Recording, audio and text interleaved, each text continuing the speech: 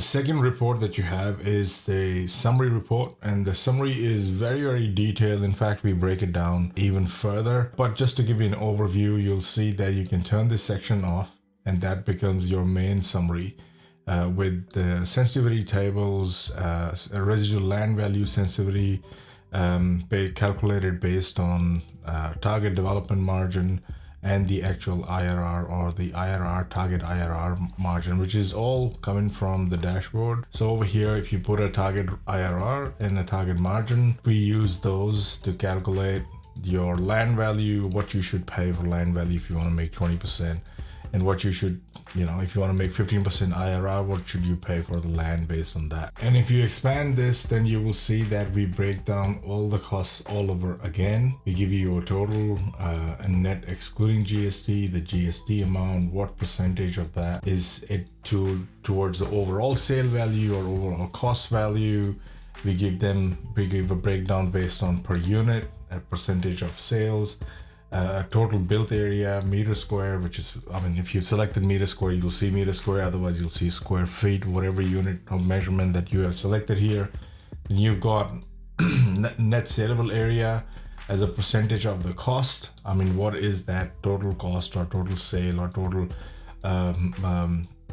value as a percentage to sale, percentage to the land value, and so on. At the top, we give you a breakdown of resi units. How many units are you making? What percentage of that unit they make for the entire configuration for the entire project?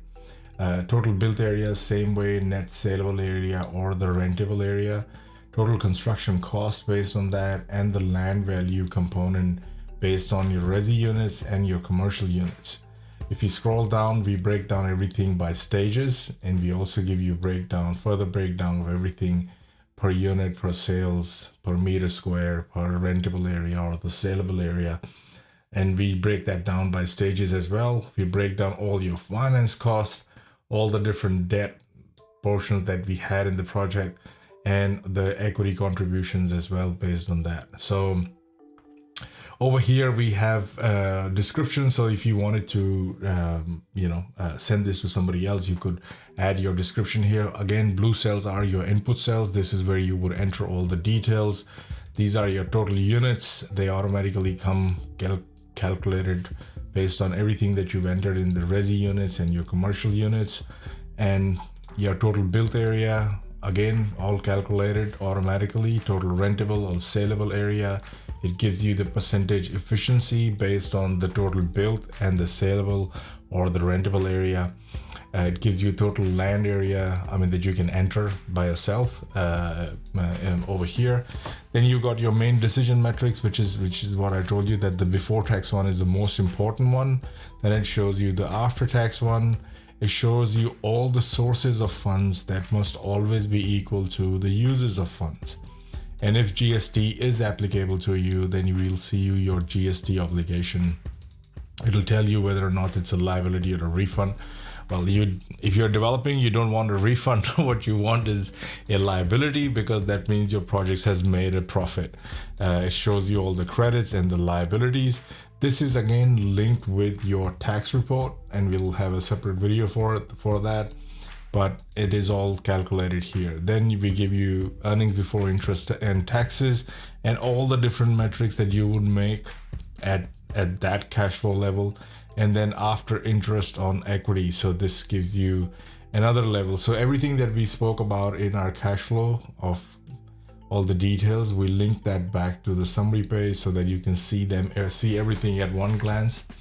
On your sensitivity table, all the sensitivity that you selected on the dashboard, which is for cost and sales, they get used over here. And in this, you will see all your total sales and your total development costs.